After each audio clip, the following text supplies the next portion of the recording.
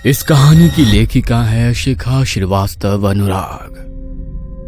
रचित अपने पापा की पुरानी फाइलों में कुछ जरूरी कागजात ढूंढ रहा था, तभी उसके हाथ में कुछ पेपर्स आए जिन पर खून के छींटे थे।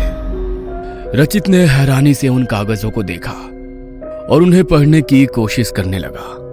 उन पर लिखे हुए बहुत से अक्षर लगभग मिट चुके थे।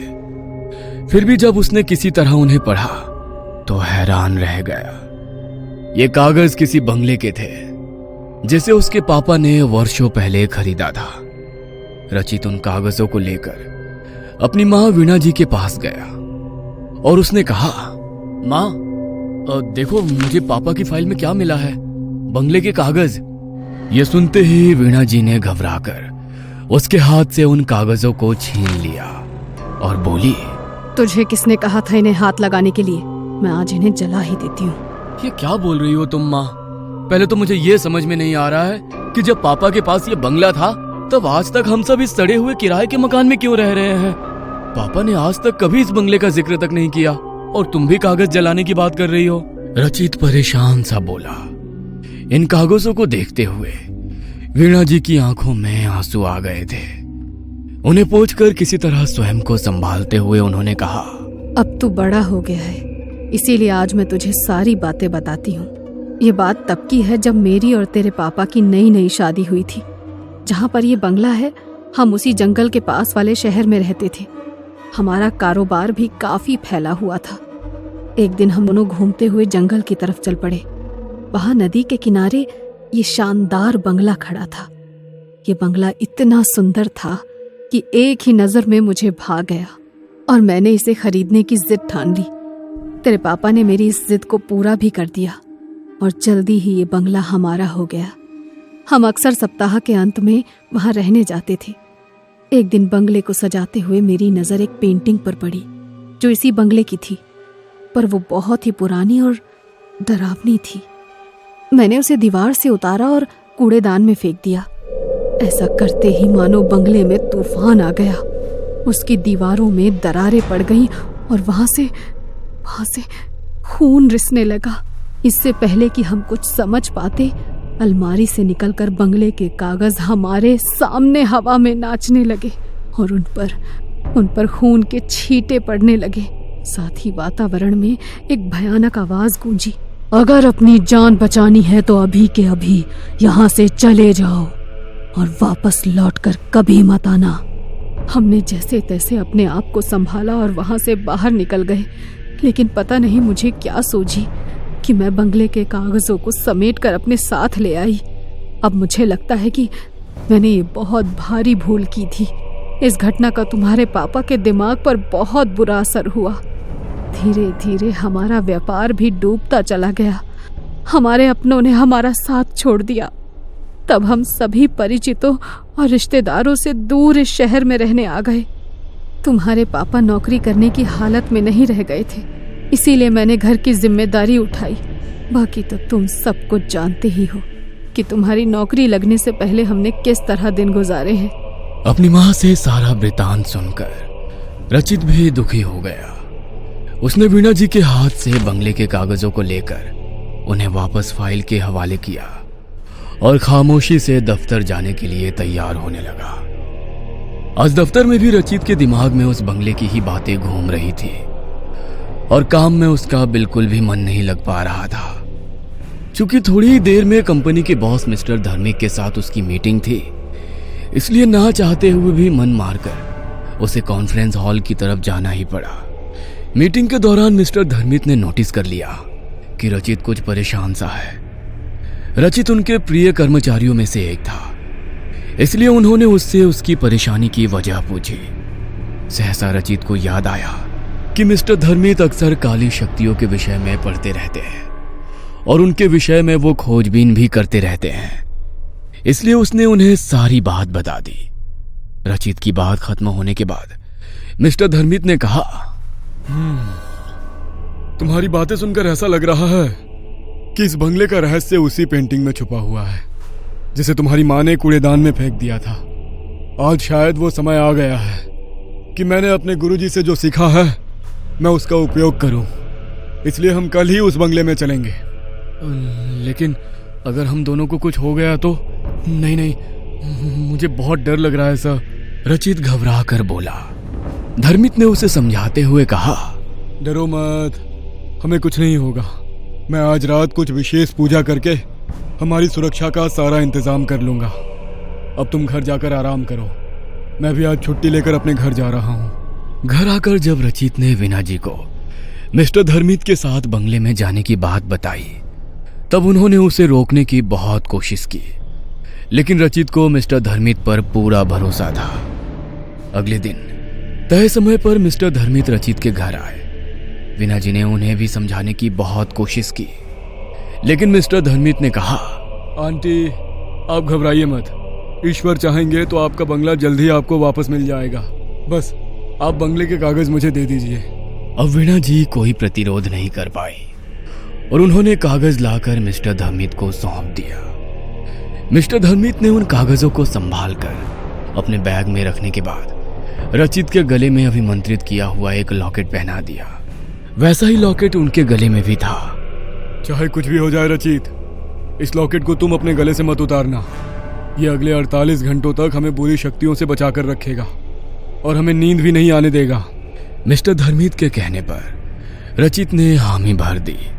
7 घंटों के लंबे सफर के बाद मिस्टर धर्मित और रचित की गाड़ी उस बंगले के बाहर खड़ी थी। यह बंगला पूरी तरह से उजाड़ हो चुका था। उन दोनों ने जैसे ही बंगले के अंदर जाने के लिए उसका दरवाजा खोला, वहां तेज आंधी शुरू हो गई। फिर भी वो दोनों डरे नहीं और मजबूती से एक दूसरे का हाथ थामकर बंगले में प्रवेश कर गए। बंगले के अंदर घोप अंधेरा था, लेकिन मिस्टर धर्मित पूरी तैयारी के साथ वहां आए थे। उन्होंने तुरंत अपने बैग से बड़ी बड़ी मोमबत्तियां निकालकर जला दी। इन मोमबत्तियों से एक खास किस्म की खुशबू आ रही थी।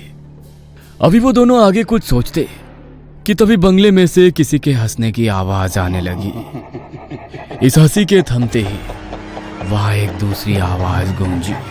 तुम दोनों को क्या लगता है, इन मोमबत्तियों की मदद से तुम हमें यहाँ से निकाल दोगे? यह असंभव है, असंभव। इसलिए उन्हें बुझा दो और यहाँ से चले जाओ। यह सुनकर रचित और मिस्टर धर्मित थोड़ा सा घबरा गए। रचित कुछ कहना चाहता था, लेकिन मिस्टर धर्मित ने उसे चुप रहकर पेंटिंग ढूंढने का इशारा किया।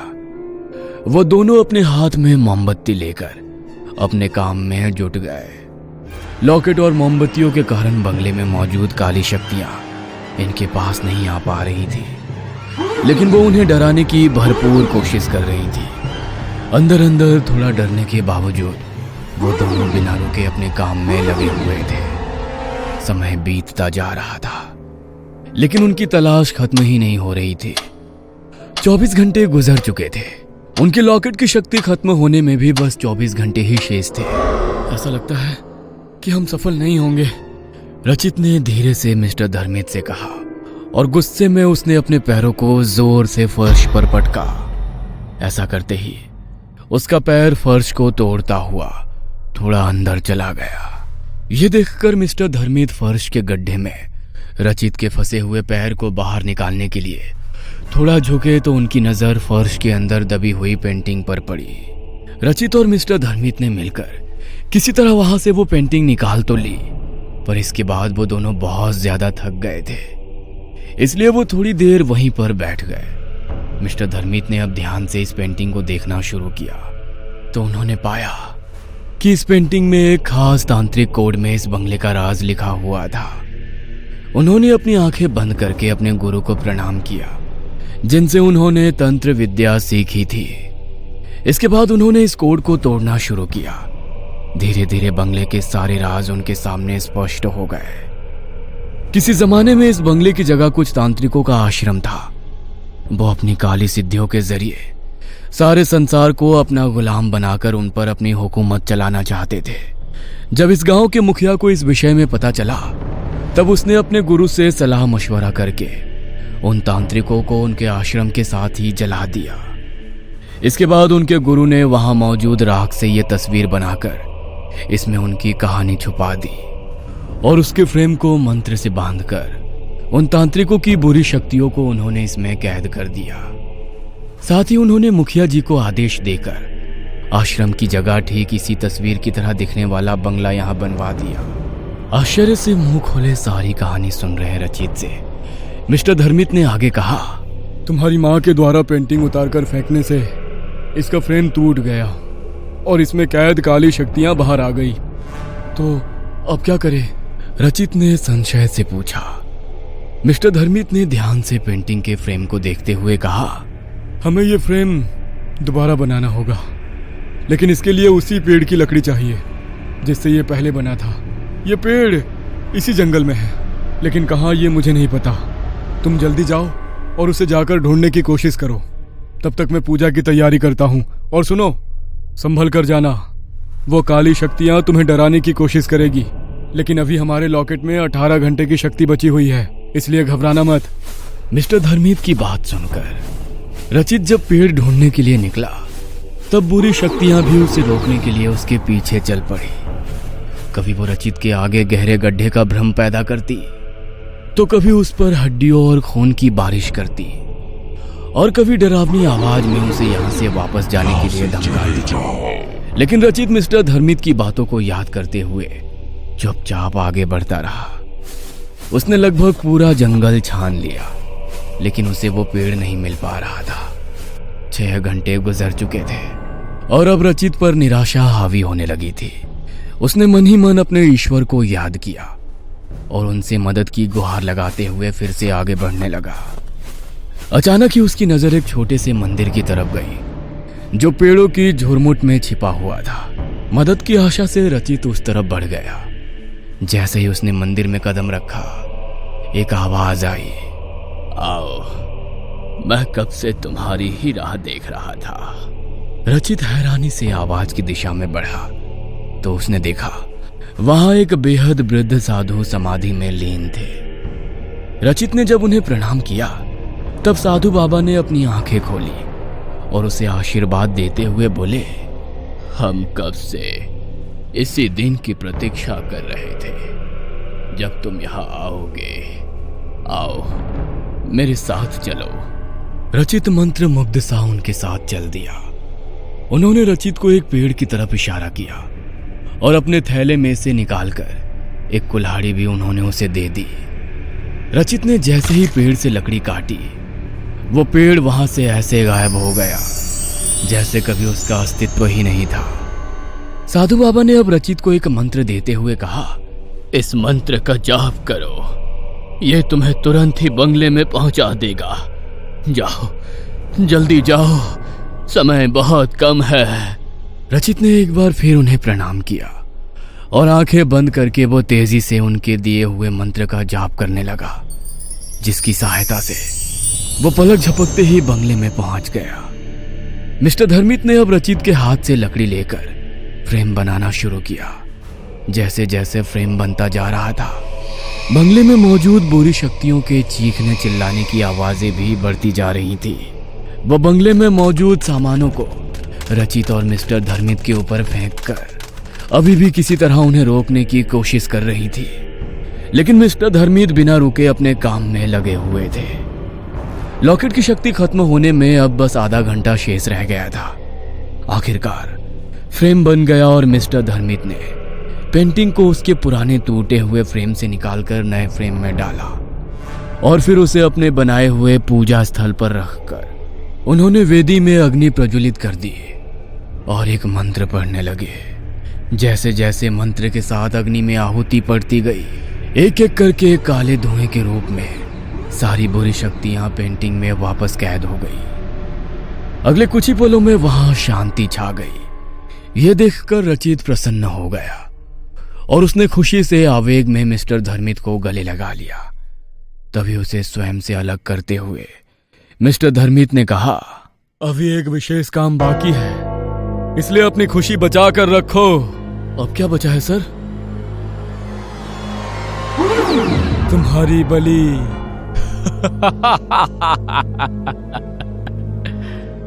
ये कहकर धर्मित अट्टहास करने लगा और देखते ही देखते उसने रचित को रस्सियों में बांध दिया।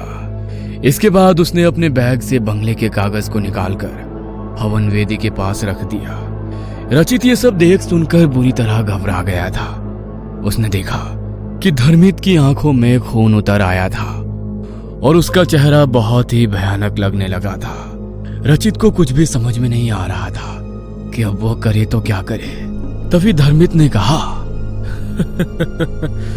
चलो, तुम्हारी बलि देने से पहले मैं तुम्हारी जिज्ञासा दूर कर देता हूं। मैं इन तांत्रिकों का मुखिया था जो इस जगह पर बने हुए आश्रम में जलकर मर गए। यह सब मुझसे नफरत करते थे और मेरी सिद्धियां छीनना चाहते थे। इसलिए मैंने अपनी सिद्धियों को यहीं जमीन में छुपा दिया था। जिस दिन यहां आग लगाई गई उस दिन मैं यहां से बाहर गया हुआ था, इसलिए संयोग से मैं बच गया। जब इस जगह से जुड़ा विवादित मामला ठंडा पड़ गया तब मैं यहां छुपाई गई अपनी सिद्धियों को वापस लेने आया। लेकिन तब मुझे पता चला कि इस जगह को पवित्र मंत्रों की शक्ति से बांध दिया गया था। अब मैं चाह कर भी कुछ नहीं कर सकता था, इसलिए चुपचाप मैं सही समय की प्रतीक्षा करता रहा।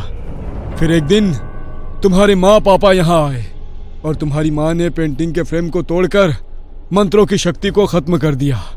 लेकिन तब भी मैं इस जगह पर मौजूद अपनी शक्तियों को वापस नहीं पा सका, क्योंकि वो खून के छींटों के रूप में बंगले के कागज के साथ जा चुके थे। अब मैंने अपने गुरु की शरण ली। तब उन्होंने अपनी शक्ति से मुझे तुम्हारे विषय में बताया। अपने गुरु के आशीर्वाद से मैं कोई भी रूप ले सकता हूँ, इसलिए दुनिया से छुपने के लिए मैंने ये रूप लिया और तुम इंसानों के बीच रहकर तुम्हारी तरह काम करते हुए मैं तुम्हारे बड़े होने की राह देखने लगा। जैसे ही तुम्हारे कॉलेज में प्लेसमेंट शुरू हुआ मैं वहां पहुंच गया और मैंने तुम्हें अपने दफ्तर में नौकरी देकर तुमसे नजदीकियां बढ़ानी शुरू कर दी। इससे पहले कि मैं सही अवसर देखकर तुमसे इस बंगले के विषय में पूछता, तुमने खुद ही मुझे उसके बारे में बताकर मेरा काम आसान कर दिया। अब इन सभी मृत तांत्रिकों की शक्ति भी मेरे वश में आ चुकी है, जो कभी मुझसे मेरी शक्तियां छीनना चाहते थे। बस एक इंसान अर्थात तुम्हारी बलि देते ही मैं इस असीम शक्तियों का स्वामी बन जाऊंगा और ये सारी दुनिया मेरी मुट्ठी में कैद होगी। आप ऐसा नहीं कर सकते। अगर मैं वापस अपने घर नहीं पहुंचा तो मेरी मां पुलिस में जाएगी और तब आप पकड़े जाएंगे। रचित ने हिम्मत जुटाकर कहा। प्रत्युत्तर में धर्मित ने हंसकर कहा, जब तक तुम्हारी मां को तुम्हारे हश्र की खबर होगी तब तक मैं सर्वशक्तिमान बन चुका होऊंगा। रचित को अब अपनी मौत साक्षात सामने नजर आ रही थी। उसने अपनी आंखें बंद करके अपने माँ पापा और ईश्वर को याद किया। उसे पछतावा हो रहा था कि काश उसने अपनी माँ की बात मान ली होती और यहां ना आया होता, पर अब क्या हो सकता था। इसलिए वो चुपचाप अपनी नियति की प्रतीक्षा करने लगा। धर्मित ने अब वापस मंत्र पढ़ना शुरू किया। जैसे ही उसने रचित पर अभिमंत्रित राग फेंकनी चाहिए तभी आवाज आई, रुक जाओ। धर्मित के साथ साथ रचित ने भी चौंक कर अपनी नजरें उठाई तो सामने वही साधु बाबा खड़े थे जो जंगल में रचित को मिले थे। उन्होंने तत्काल अपनी शक्ति से रचित के बंधन को खोल दिया और उसी बंधन में उन्होंने धर्मित को बांध दिया। इसके पश्चात साधु बाबा ने कहा, अपने साथियों की बिखरी हुई शक्तियों को तू ही समेट सकता था, इसलिए मैं अब तक रुका हुआ था। अब जब तूने इन सबको वापस फ्रेम में कैद कर दिया है तो अब तेरे नष्ट होने की घड़ी भी आ चुकी है। आप ऐसा नहीं कर सकते, मेरे गुरु मुझे बचा लेंगे। ये कहकर धर्मित अपने गुरु को पुकारने लगा। साधु बाबा मुस्कुराए और बोले, वो पाखंडी जो कभी मेरा शिष्य और तेरा गुरु हुआ करता था अब कभी तेरे पास नहीं आएगा। देख मैंने उसका क्या हश्र किया है। साधु बाबा के हाथ घुमाते ही रचित और धर्मित के सामने किसी चलचित्र की तरह धर्मित के गुरु के जलकर मरने का दृश्य घूमने लगा। नहीं, ऐसा नहीं हो सकता, यह असंभव है। धर्मित गुस्से से चीखा। साधु बाबा ने कहा, कुछ भी असंभव नहीं है। जो इस संसार में आया है उसे एक ना एक दिन यहां से जाना ही पड़ता है। बस सबका अपना समय तय होता है। तेरे कपटी गुरु को मारने के लिए मुझे जिस शक्ति की जरूरत थी वो आज ही मेरी सिद्धि पूरी होने पर मुझे मिल गई और मैंने तत्काल इस बुराई को नष्ट कर दिया। बस अब हमेशा के लिए नष्ट होने की बारी तेरी है। उनकी बात सुनकर रचित की हिम्मत बंधी और वो फुर्ती से उठकर साधु बाबा के पास चला गया। इससे पहले कि धर्मित कुछ कर पाता, साधु बाबा ने उसकी मुट्ठी में मौजूद राख अपनी मुट्ठी में खींच ली और उसे धर्मित के ही ऊपर फेंक दिया। राख के पड़ते ही वहां से धर्मित और बंगले की पेंटिंग धुआं बनकर हवा में विलीन हो गई। बुरी शक्तियों के मिटते ही बंगला सूरज के पवित्र प्रकाश से जगमगा उठा। साधु बाबा ने रचित को आशीर्वाद देते हुए कहा, अब यह बंगला हर तरह की समस्या से मुक्त हो चुका है। तुम अपने माता पिता को यहाँ ले आओ और अपने पिता के साथ मिलकर फिर से उनका व्यवसाय शुरू करो। धर्मित का लिखा हुआ आत्महत्या पत्र कल उसके दफ्तर में पहुंच जाएगा। तुम जब तक वहां पहुंचोगे वहां मौजूद सभी लोग भूल चुके होंगे कि तुम कभी धर्मित के साथ कहीं गए थे। रचित साधु बाबा को प्रणाम करने के लिए उनके पैरों पर झुका। उसके झुकते ही साधु बाबा वहां से अंतर्ध्यान हो गए। रचित ने अपना बैग उठाया और बंगले में ताला लगाकर गाड़ी की तरफ चल दिया। यहां से वापस जाते हुए वो खुश भी था और दुखी भी था। उसे खुशी थी कि उसके पापा की मेहनत की कमाई से खरीदा हुआ यह बंगला अब भूतिया नहीं रहा था, लेकिन साथ ही उसे दुख भी था कि उसने बिना सोचे समझे धर्मित जैसे धोखेबाज पर भरोसा करके अपने साथ साथ अपने परिवार को भी मुश्किल में डाल दिया था। वापस अपने शहर पहुंचकर जब रचित ने अपने माँ पापा को धर्मित की सच्चाई बताई तब वो दोनों भी हैरान रह गए। मीणा जी ने तुरंत भगवान के आगे माथा टेका कि उन्होंने रचित को इतनी बड़ी मुसीबत से बचा लिया था। कुछ दिनों के पश्चात रचित अपने माँ पापा को लेकर पुनः उस बंगले में आया और साथ ही उसने अपने पापा का व्यवसाय भी एक बार फिर से शुरू किया। उसके पापा की मानसिक हालत भी अब सुधरने लगी थी। साधु बाबा के आशीर्वाद से एक बार फिर बुराई पर अच्छाई की जीत का प्रतीक बनकर यह बंगला अपनी रौनक से जगमगाने लगा था। ये कहानी आपको अच्छी लगी हो तो हमें सब्सक्राइब करें, हमारा इंस्टाग्राम और फेसबुक पेज जरूर फॉलो करें। और हाँ दोस्तों, सब्सक्राइब करना भूलना मत।